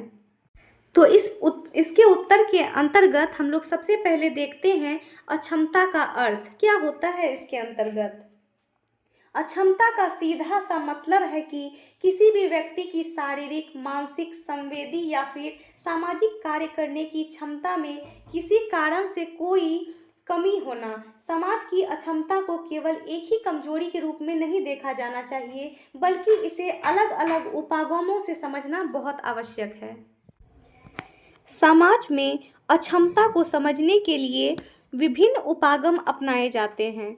ये उपागम यह बताते हैं कि दिव्यांग व्यक्तियों की समस्याओं को किस प्रकार से समझा और दूर किया जा सकता है।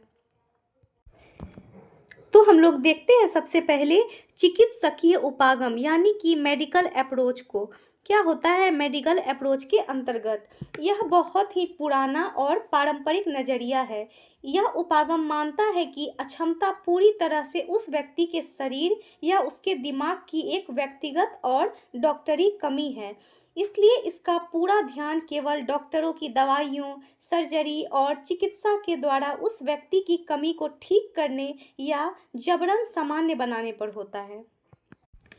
अब हम लोग देखते हैं सामाजिक उपागम को यानी कि सोशल अप्रोच। क्या होता है सोशल अप्रोच के अंतर्गत? यह बहुत ही आधुनिक और प्रगतिशील सोच है। यह उपागम कहता है कि असली समस्या उस दिव्यांग व्यक्ति के शरीर में नहीं है बल्कि हमारे समाज के गलत व्यवहार, भेदभाव और सुविधाओं की कमी वाले वातावरण में है। यदि एक व्हील चेयर वाला बच्चा स्कूल नहीं जा पा रहा है तो उसके पैरों में नहीं बल्कि स्कूल की बिल्डिंग में है। या जिससे कि उसके लिए ढलान का रास्ता नहीं बनाया गया है। अब हम लोग देखते हैं मानवाधिकार उपागम को, यानी कि ह्यूमन राइट्स अप्रोच को। तो चलिए इसको समझते हैं। यह उपागम दिव्यांग व्यक्तियों को समाज में किसी भी तरह की दया, सहानुभूति या भीख की वस्तु बिल्कुल नहीं मानता। यह साफ कहता है कि वे भी इंसान हैं और उन्हें संविधान के तहत शिक्षा, रोजगार, सरकारी सुविधाओं और सामाजिक भागीदारी के बिल्कुल समान और सम्मानजनक अधिकार मिलने चाहिए। अब है समावेशी उपागम, यानी कि इंक्लूसिव अप्रोच। तो इंक्लूसिव अप्रोच के अंतर्गत यह उपागम शिक्षा के क्षेत्र में बहुत बड़ा बदलाव लाता है। यह साफ तौर पर इस बात पर बल देता है कि दिव्यांग बच्चों को किसी न किसी विशेष स्कूल में बंद करके ना पढ़ाया जाए, बल्कि उन्हें समाज के सामान्य बच्चों के साथ ही एक ही क्लास में, एक ही छत के नीचे पूरे प्यार और आत्मविश्वास के साथ पढ़ाया जाना चाहिए। तो इस पूरे प्रश्न को हम एक बहुत ही आसान एग्जाम्पल के तहत समझने का प्रयास करते हैं। मान लेते हैं कि एक बहुत ही काबिल और पढ़ा लिखा व्यक्ति जो पैरों से दिव्यांग होने के कारण व्हील चेयर का इस्तेमाल करता है, वह एक बहुत बड़े सरकारी दफ्तर में नौकरी यानी कि इंटरव्यू देने जाता है। लेकिन उस दफ्तर की जो मुख्य बिल्डिंग है, वहाँ अंदर जाने के लिए केवल ऊंची ऊंची और संकरी सीढ़ियाँ बनी है। वहाँ व्हील चेयर को ऊपर ले जाने के लिए कोई रैंप यानी कि ढलान रास्ता या फिर लिफ्ट की सुविधा नहीं है। इस वजह से वह व्यक्ति इंटरव्यू के कमरे तक पहुंच ही नहीं पाता और बाहर रह जाता है। तो इस पूरी स्थिति को जब हम चिकित्सकीय नज़रिए से देखेंगे तो वो कहेगा कि यह व्यक्ति नौकरी के लिए नहीं पा सका क्योंकि इसके पैर खराब हैं और यह सीढ़ी नहीं चढ़ सकता। लेकिन जब हम इसी स्थिति को सामाजिक और मानवाधिकार नज़रिए से देखेंगे तो वे कड़क शब्दों में कहेगा कि इस व्यक्ति में कमी कोई नहीं है, लेकिन असल में कमी इस सरकारी दफ्तर की घटिया बनावट और समाज की सोच में है, जिसने सीढ़ियों के बगल में रैंप नहीं बनाया। यही इन उपागमों का असली और साफ अंतर है। अब हम लोग आते हैं हमारे अगले महत्वपूर्ण प्रश्न, क्वेश्चन नंबर 14 को देखते हैं। संबंधित साहित्य के सर्वेक्षण के लिए विविध स्रोतों की व्याख्या कीजिए। तो सबसे पहले इस प्रश्न को समझते हैं कि यह सवाल अनुसंधान यानी कि रिसर्च की प्रक्रिया का एक बहुत ही अनिवार्य हिस्सा है। यह हमसे बहुत ही सीधे शब्दों में पूछना चाह रहा है कि जब कोई शोधकर्ता अपने किसी नए विषय पर रिसर्च यानी कि काम करना शुरू करने जाता है, तो यह देखना पड़ता है कि इस विषय पर पहले से दुनिया में क्या क्या पढ़ाई, किताबें या फिर काम हो चुके हैं। इसी पुराने काम को पढ़ने को संबंधित साहित्य का सर्वेक्षण कहते हैं। और यह सवाल पूछता है कि हमें जानकारी या फिर सामग्री कहाँ कहाँ से यानी कि किन किन स्रोतों से मिल सकती है। तो इसके उत्तर में हम समझें तो सबसे पहले देखेंगे हम लोग साहित्य सर्वेक्षण के महत्व को। तो चलिए इसके महत्व के अंतर्गत समझते हैं। शोध कार्य शुरू करने से पहले शोधकर्ता को अपने विषय से संबंधित पुरानी पुस्तकों, लेखों और अन्य सामग्रियों का बहुत ही गहराई से अध्ययन करता है। इसका मुख्य उद्देश्य विषय के बारे में बिल्कुल सही और प्रमाणित जानकारी प्राप्त करना है, जैसे कि पहले के शोधों की गलतियों या उसके निष्कर्षों को अच्छी तरह से समझना होता है। यह साहित्य सर्वेक्षण हमारी नई रिसर्च को एक ही दिशा यानी कि आधार यानी कि मजबूती प्रदान करता है। अब हम लोग देखते हैं संबंधित साहित्य के सर्वेक्षण के कई स्रोतों को, जिसके अंतर्गत है पुस्तकें। पुस्तकों किसी भी विषय की सबसे मूल, प्रामाणिक और बहुत ही विस्तृत जानकारी प्राप्त करने का सबसे पहला और मुख्य स्रोत मानी जाती है। इससे विषय के बुनियादी सिद्धांतों का पता चलता है। अब है शोध पत्र एवं जर्नल। तो शोध पत्र एवं जर्नल के अंतर्गत बड़े बड़े विश्वविद्यालयों और शैक्षणिक संस्थानों द्वारा हर महीने या फिर साल में रिसर्च जर्नल्स प्रकाशित किए जाते हैं। इनमें देश विदेश के विद्वानों द्वारा किए गए बिल्कुल नए नए शोध, उनके आंकड़े और उनके निष्कर्ष छपते हैं, जो शोधकर्ता के लिए बहुत ही मूल्यवान होते हैं। अब है समाचार पत्र एवं पत्रिकाएं। इनसे शोधकर्ता को समाज में चल रही वर्तमान घटनाओं, ज्वलंत मुद्दों और सामाजिक विषयों के बारे में बिल्कुल ताज़ा और समसामयिक जानकारी प्राप्त होती है। आगे है इंटरनेट और ई स्रोत। तो चलिए हम लोग अब देखते हैं इंटरनेट और ई स्रोत को। इसके अंतर्गत आज के आधुनिक युग में इंटरनेट शोध का सबसे बड़ा और आसान माध्यम बन गया है। शोधकर्ता घर बैठे ही Google scholar, online digital library, e पुस्तकों और ई जर्नल्स की वेबसाइटों से दुनिया भर की जानकारी एवं क्लिप पर आसानी से प्राप्त कर सकता है। तो अब देखते हैं शोध प्रबंध और रिपोर्ट को। इसके अंतर्गत विभिन्न विश्वविद्यालयों में पहले के छात्रों द्वारा जमा की गई जो जीपीएचडी की थीसिस होती थी या फिर भारत सरकार के शिक्षा विभाग की जो वार्षिक रिपोर्ट होती थी, वे भी पुराने आंकड़ों को समझने के लिए बहुत ही उपयोगी सिद्ध होती है। जैसे कि आप अपने लिए बाजार से या फिर ऑनलाइन कोई नया या स्मार्टफोन या फिर मोबाइल फ़ोन खरीदते हैं, तो आप सीधे दुकान पर जाकर कोई भी मोबाइल उठाने की बजाय सबसे पहले यूट्यूब पे जाकर उस मोबाइल के बहुत सी रिव्यू वीडियो देखते हैं, गूगल पर जाकर उसके सारे फीचर्स और उसकी कमियां पढ़ते हैं और अपने उन दोस्तों से बातचीत करते हैं जो उस कंपनी का फ़ोन पहले से इस्तेमाल कर रहे हैं, और यह सब करने के बाद आप दुकान पर जाते हैं।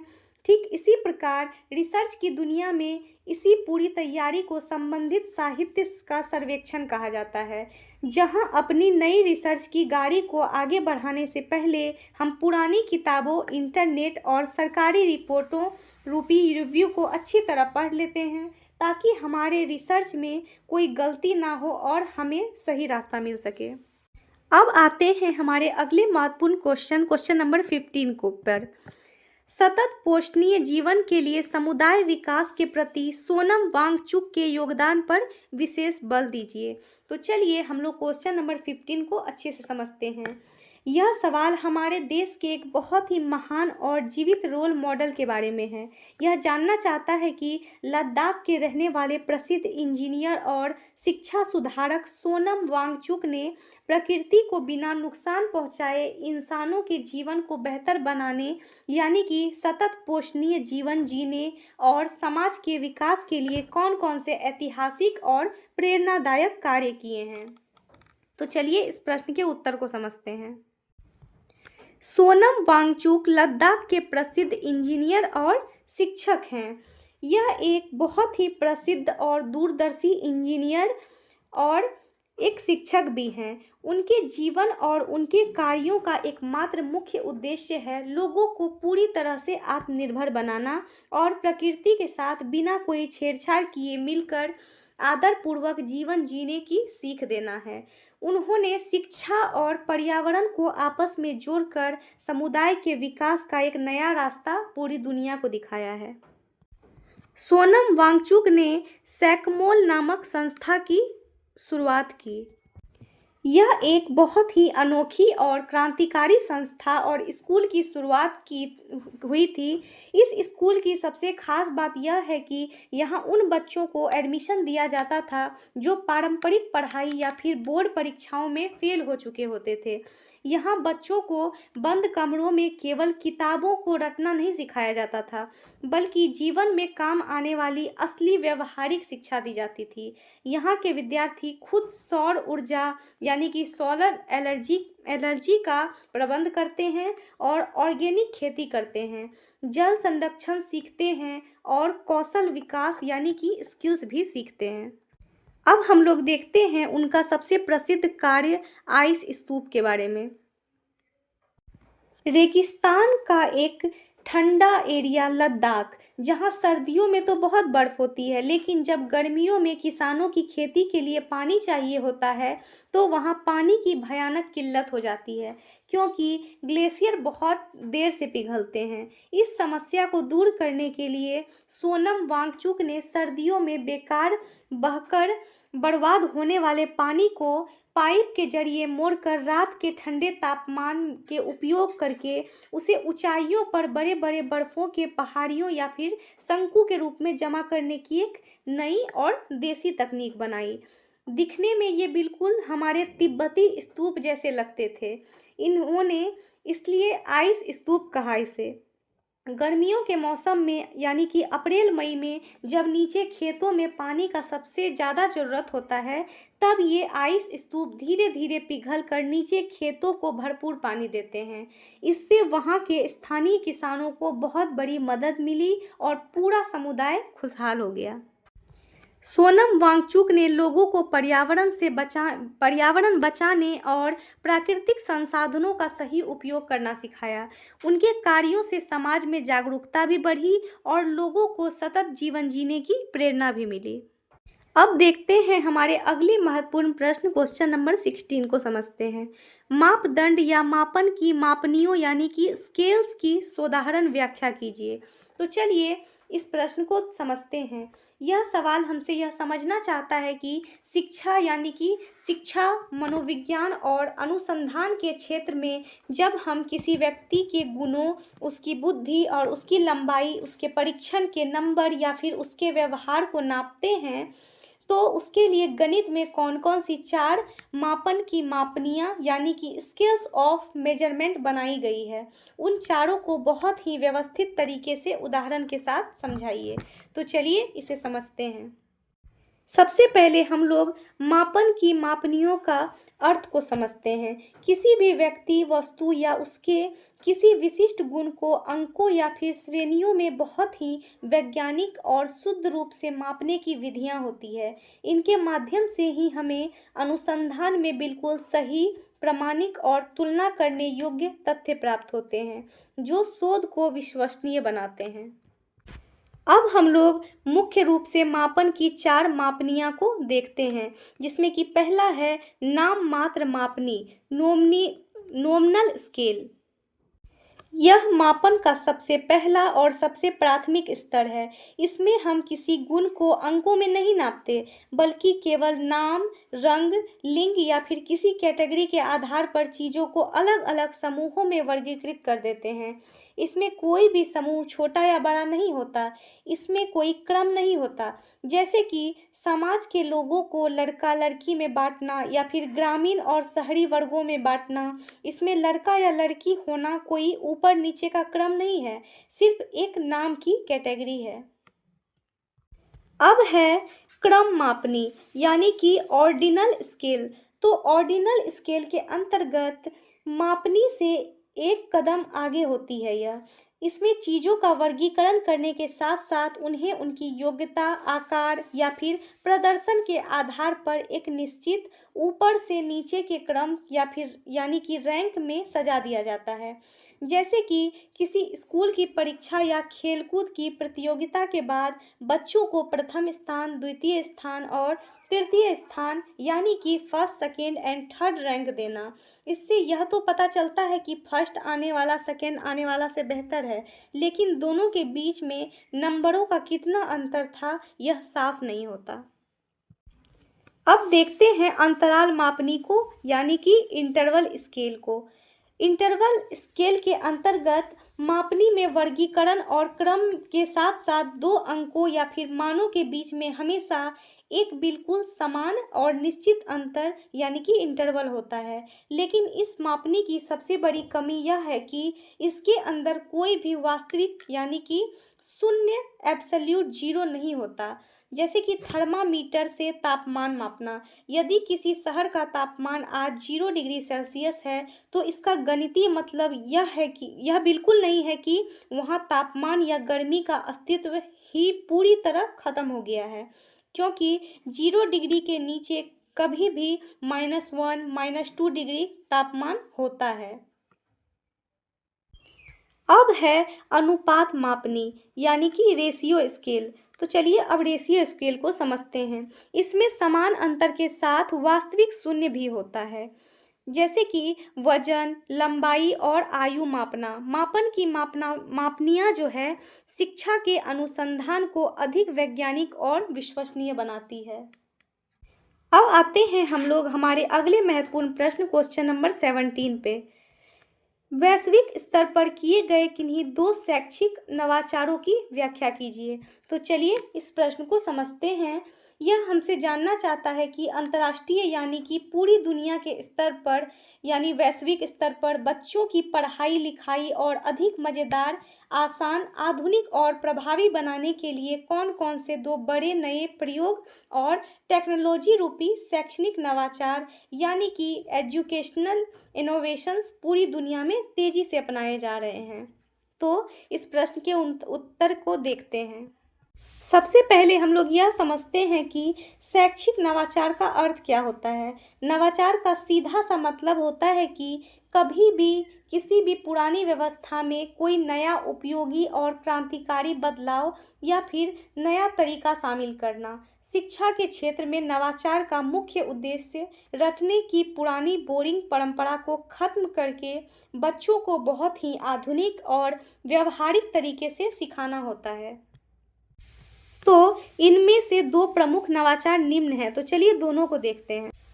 जिसमें कि सबसे पहला है ऑनलाइन शिक्षा यानी कि ऑनलाइन एजुकेशन। ऑनलाइन एजुकेशन के तहत इंटरनेट के माध्यम से पढ़ाई कराई जाती है। छात्र घर बैठे वीडियो लेक्चर और टेक्स्ट के जरिए सीख सकते हैं। इससे दूर दराज के विद्यार्थी भी अच्छी शिक्षा प्राप्त कर सकते हैं। वहीं अब हम लोग समझते हैं स्मार्ट क्लासरूम को, यानी कि स्मार्ट क्लासरूम के अंतर्गत क्या होता है। इसमें कंप्यूटर यानी कि प्रोजेक्टर और डिजिटल बोर्ड का उपयोग होता है। पढ़ाई को फिगर, वीडियो और एनिमेशन के माध्यम से आसान और रोचक बनाया जाता है स्मार्ट क्लासरूम के अंतर्गत। शिक्षा के क्षेत्र में भी पुराने ज़माने की केवल किताबों को रटने की विधि से निकालकर आज इंटरनेट, ऑनलाइन वीडियो और स्मार्ट क्लासरूम तक का ये जो पूरा सफ़र है, यह बिल्कुल चिट्ठी से वीडियो कॉल तक के बदलाव जैसा ही एक बहुत बड़ा वैश्विक नवाचार है। इसने बच्चों के लिए पढ़ाई को एक सजा या बोझ बनाने के बजाय एक बहुत ही मज़ेदार खेल जैसा बना दिया है। अब आते हैं हमारे अगले महत्वपूर्ण प्रश्न, क्वेश्चन नंबर 18 को देखते हैं। विद्यालयों में समावेशी शिक्षा प्राप्त करने के लिए अवरोधों यानी कि बैरियर की व्याख्या कीजिए। तो चलिए इस प्रश्न को देखते हैं। इसका कहना है कि समावेशी शिक्षा का मतलब क्या होता है। हर समाज के हर तरह के बच्चे, जैसे कि दिव्यांग हो या फिर मानसिक रूप से कमज़ोर हो, एक साथ ही स्कूल में बराबरी से पढ़ाना। लेकिन जब हमारे सामान्य स्कूलों में इस सुंदर व्यवस्था को असल में लागू किया जाता है तो वहाँ पे कौन कौन सी रुकावटें या फिर अड़चनें, अवरोध सामने आती है, तो हम उसी को समझेंगे। तो समावेशी शिक्षा का एकमात्र उद्देश्य होता है समाज में समानता और सामाजिक न्याय स्थापित करना, ताकि कोई भी विशेष आवश्यकता वाला दिव्यांग बच्चा खुद को समाज से अलग थलग या कमज़ोर ना समझ सके। लेकिन आज के समय हमारे विद्यालयों को जो पूरा सिस्टम है उसमें लागू करने के लिए निम्नलिखित 4 बड़े अवरोध यानी कि बैरियर्स आते हैं। तो चलिए चारों को एक एक करके समझते हैं। जिसमें कि है हमारा पहला भौतिक अवरोध यानी कि फिजिकल बैरियर्स। कई स्कूलों में रैंप, लिफ्ट, उचित शौचालय और व्हीलचेयर की सुविधा नहीं होती, जिससे दिव्यांग बच्चों को कठिनाई होती है। वहीं दूसरा देखें तो शैक्षणिक अवरोध, जो कि एकेडमिक बैरियर्स होता है। इसके अंतर्गत पाठ्यक्रम और पढ़ाने की विधि सभी बच्चों के अनुसार नहीं होती है, जिससे कमज़ोर या विशेष आवश्यकता वाले बच्चे पीछे रह जाते हैं। एवं सामाजिक अवरोध यानी कि सोशल बैरियर्स के अंतर्गत कई बार भेदभाव, ताने या फिर अलग अलग व्यवहार के कारण बच्चे असहज महसूस करते हैं। और हमारा चौथा कारण है प्रशिक्षित शिक्षकों की कमी। विशेष ज़रूरत वाले बच्चों को पढ़ाने के लिए प्रशिक्षित शिक्षक कम होते हैं। अब हम लोग चलते हैं हमारे अगले महत्वपूर्ण प्रश्न, क्वेश्चन नंबर 19 को देखते हैं। संरचित और असंरचित साक्षात्कार में अंतर स्पष्ट कीजिए। तो चलिए इस प्रश्न को समझते हैं। साक्षात्कार का सीधा मतलब होता है इंटरव्यू, यानी आमने सामने बैठकर बातचीत के जरिए जानकारी जुटाना। यह सवाल अनुसंधान, रिसर्च के क्षेत्र में डेटा इकट्ठा करने के इन 2 प्रमुख प्रकारों यानी कि संरचित और असंरचित पर है। ये दोनों जो है सटीक बुनियादी अंतर हमसे जानने चाहते हैं। तो चलिए सबसे पहले हम लोग समझते हैं संरचित साक्षात्कार को, यानी कि स्ट्रक्चर इंटरव्यू के बारे में। यह साक्षात्कार पूरी तरह से पहले से ही निश्चित और तय, बहुत ही व्यवस्थित योजना के अनुसार चलता है। इसमें इंटरव्यू लेने वाला शोधकर्ता घर से ही एक कागज पर उन सभी प्रश्नों की एक लिस्ट तैयार कर लेता है जो उसके सामने वाले से प्रश्न पूछने होते हैं, एवं साक्षात्कार यानी कि इंटरव्यू के दौरान वह प्रश्नों की लिस्ट या फिर उनके क्रम को सीक्वेंस में अपनी मर्जी से मौके पर कभी भी बदलाव, काट छाट या फिर नया प्रश्न बिल्कुल नहीं जोड़ सकता। इसमें सभी उत्तरदाताओं से बिल्कुल एक जैसे सवाल एक ही भाषा में और एक ही फिक्स क्रम में पूछे जाते हैं। इसका सबसे बड़ा फायदा यह होता है कि प्राप्त हुए सभी उत्तरों को आपस में गणितीय तुलना करना बहुत ही आसान और सटीक होता है। अब देखते हैं असंरचित साक्षात्कार यानी कि अनस्ट्रक्चर्ड इंटरव्यू के अंतर्गत क्या होता है। इसके अंतर्गत साक्षात्कार संरचित के बिल्कुल विपरीत होता है। इसमें पहले से कोई भी प्रश्न या उनकी लिस्ट फिक्स नहीं या फिर निश्चित भी नहीं होती है। यह बिल्कुल स्वाभाविक, खुली और अनौपचारिक बातचीत की तरह आगे बढ़ता है। इसमें इंटरव्यू लेने वाले के पास पूरी आज़ादी और लचीलापन होता है, यानी कि फ्लेक्सिबिलिटी होता है। वह आमने सामने वाले व्यक्ति के हाव भाव और उसके दिए गए उत्तर के आधार पर मौके पर ही अपना दिमाग से नए नए प्रश्न पूछता चला जाता है। और इसका सबसे बड़ा फायदा यह होता है कि इसके माध्यम से हम किसी भी व्यक्ति के मन की बात, उसकी गहरी भावनाओं और उसके पीछे छिपे हुए विचारों को बहुत ही गहराई से बाहर निकाल पाते हैं।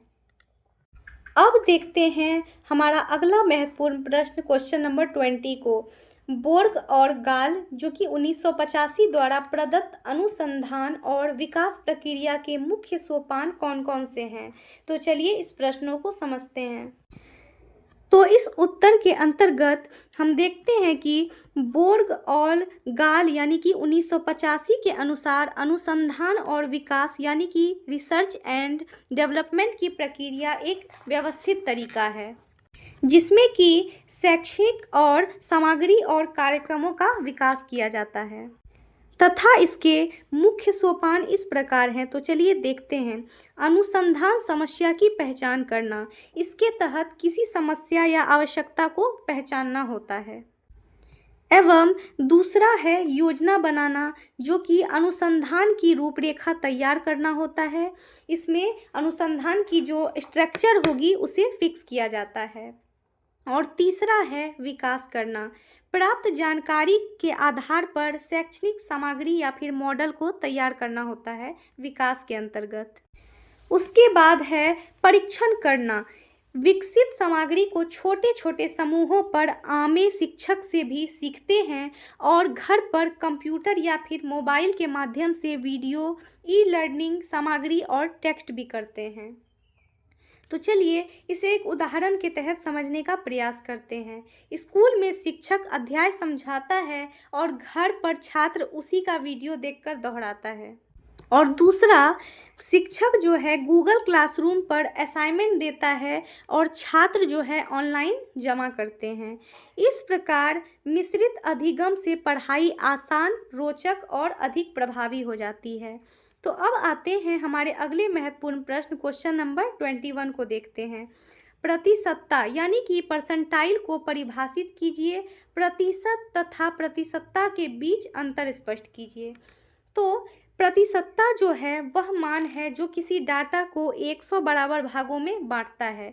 यह बताता है कि किसी व्यक्ति या अंक के नीचे कितने प्रतिशत लोग हैं। जैसे 50वां प्रतिशत P50 यानी कि माध्यिका के बराबर होता है। प्रतिशत जो है किसी कुल संख्या में 100 में कितना भाग है, यह बताता है कि 50% का मतलब होता है 100 में से 50वां हिस्सा, यानी कि आधा भाग। 100 का आधा भाग 50% यानी कि 50। वहीं इसके अंतर को समझे तो प्रतिशतता जो है रैंक स्थिति बताती है, जबकि प्रतिशत भाग फ्रैक्शन बताता है यानी कि भिन्न बताता है। प्रतिशतता तुलना के लिए उपयोग होती है, जबकि प्रतिशत जो है गणना के लिए उपयोग होती है। तो प्रतिशतता किस चीज़ के लिए प्रयोग होती है? तुलना के लिए। वहीं प्रतिशत किसके लिए प्रयोग होती है? गणना के लिए। अब आते हैं हमारे अगले महत्वपूर्ण प्रश्न, क्वेश्चन नंबर 22 को देखते हैं। क्वेश्चन नंबर 22 के अंतर्गत नाली काली परियोजना क्या है? यह किस तरह से एक नवाचारी परियोजना थी? तो इस परियोजना के अंतर्गत कर्नाटक सरकार द्वारा प्रारंभ की गई एक शैक्षणिक पद्धति है। यानी कि नाली काली परियोजना जो है कर्नाटक सरकार द्वारा प्रारंभ की गई थी और यह एक शैक्षणिक पद्धति है जिसका उद्देश्य है प्राथमिक शिक्षा को सरल और रुचिकर बनाना। इसमें नाली का अर्थ होता है बच्चा एवं काली का अर्थ होता है गतिविधि। इसमें बच्चे अपनी गति से सीखते हैं और समूह में कार्य करते हैं। यह एक नवाचारी परियोजना इसलिए थी क्योंकि इसमें पारंपरिक रटने की विधि के बजाय गतिविधि आधारित शिक्षा दी गई। बच्चे खेल खेल में सीखते हैं और शिक्षक मार्गदर्शक की भूमिका निभाता है। इससे बच्चों की भागीदारी और सीखने की क्षमता दोनों ही बढ़ती है। अब हम लोग आते हैं हमारे अगले महत्वपूर्ण प्रश्न, क्वेश्चन नंबर 23 को देखते हैं। आंकड़ों के त्रिभुजन यानी कि त्रिकोणीयन ट्रैंगुलेशन के महत्व की व्याख्या कीजिए। तो त्रिभुजन यानी कि ट्रैंगुलेशन जो है अनुसंधान की एक तकनीक है जिसमें समस्या के अध्ययन के लिए एक से अधिक स्रोत या फिर विधि या डेटा का उपयोग किया जाता है। इसका उद्देश्य है प्राप्त जानकारी को अधिक विश्वसनीय बनाना। इसका महत्व यह होता है कि शोध के परिणाम अधिक सटीक और भरोसेमंद होते हैं। यह एक विधि से प्राप्त परिणाम गलत तो हो सकते हैं, दूसरी विधि उसकी पुष्टि की जाती है और इसके पश्चात कम होता है और वास्तविक स्थिति जो है स्पष्ट हो जाती है।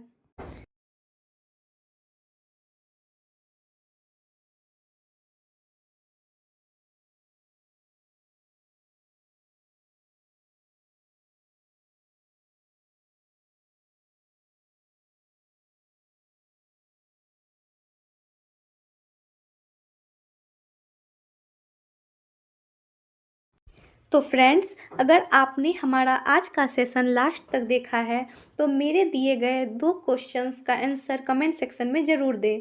क्वेश्चन नंबर 1 है आरटीई एक्ट के तहत बच्चों को कितने साल तक मुफ्त शिक्षा का अधिकार मिला है, और क्वेश्चन नंबर 2 है परीक्षा में फर्स्ट, सेकेंड या फिर थर्ड रैंक देने के लिए किस मापनी का उपयोग होता है।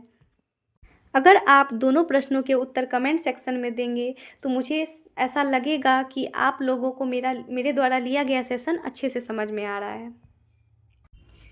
तो फ्रेंड्स, अगर आप इस नोट्स को परचेज़ करना चाहते हैं और अपनी तैयारी को बेहतरीन बनाना चाहते हैं तो हमारे वीडियो के डिस्क्रिप्शन में आप व्हाट्सएप नंबर पे मैसेज करके PDF परचेज़ कर सकते हैं और अपनी प्रिपरेशन को 100% कर सकते हैं। तो तैयारी को बेहतर बनाने के लिए लाइक एंड सब्सक्राइब ज़रूर करें और हमारे साथ इसी प्रकार जुड़े रहें। हमारे साथ यहाँ तक बने रहने के लिए धन्यवाद।